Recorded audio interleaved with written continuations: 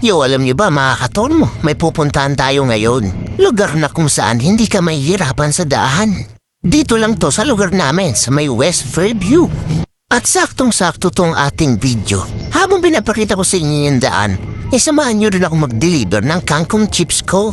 At ito nga pala yung daan palabas sa amin. Kung nakikita niyo yung dulo, yung kanto na yan, mapapansin niyo laging may tao dyan. Abay, abutan niyo naman. Sila lang naman yung nagka-guide sa inyo kung papasok na ba kayo o hindi. Kasi minsan mga katormo, nagsisiksikan dito kasi may mga pumapasok na truck. Kaya kung mapapadaan ka dito, abay, abutan niyo naman sila. Hindi naman siguro masapit sa bulsa yung 5 piso. Isipin mo 5 piso para sa kaligtasan mo. At eto nga pala pagbaba dito mga katormo.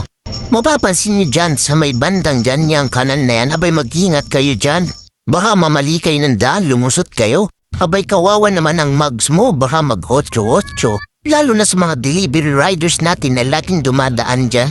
Matumal lang nga mapapagastos ka pa. Sigurado mapupuno na naman ang ilalim ng talisay nito. At speaking of talisay, shoutout nga pala sa mga kapwa riders ko dyan na laging nakatambay. Kwentuhan doon, kwentuhan dyan sa booking paunahan.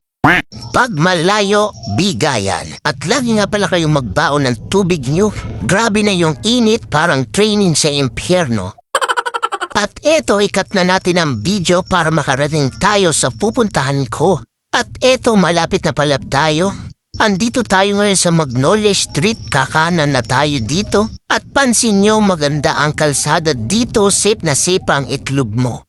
Lagi ka lang mag-brief kasi baka malaga ito sa sobrang init. At eto nga pala, mapapansin niyo yung mangga na yan. Mag-ingat kayo dyan at baka sumabit ang ulo nyo. At dito na nga pala yung customer ko. Medyo sisilong lang ako dito sa lilim at sinat ko na si Sir na nandito na ako. At pakalipas ng ilang minuto lumabas na ang customer ko. Ayan si Sir. Si Sir ay isa rin sa ating mga followers na nakasubaybay sa ating kalsada serye again. At ang order sa atin ni Sir ay barbecue, flavor, and sour cream flavor. Kaya kung napapanood mo ito, abay say na ito para umorder ka. Huna magdi-deliver para sa'yo basta malapit ka. At eto, tinanong ko si Sir kung pwede ko ba siyang picturean. Pumayag naman si Sir. Maraming salamat nga pala sa iyo Sir sa pag-order mo ng ating kangkong chips. Original by Josh Moica. Kaya hanggang dito na lang mga katormo ang ating video. At kung gusto mong umorder sa akin ng kangkong chips, mag-PM ka lang sa aking page. At titingnan natin kung malapit ka sa akin, ako na ang bahala sa delivery. Libre na. So let's go! Okay na sir, thank you po. Thank you sir, thank you. Thank you po.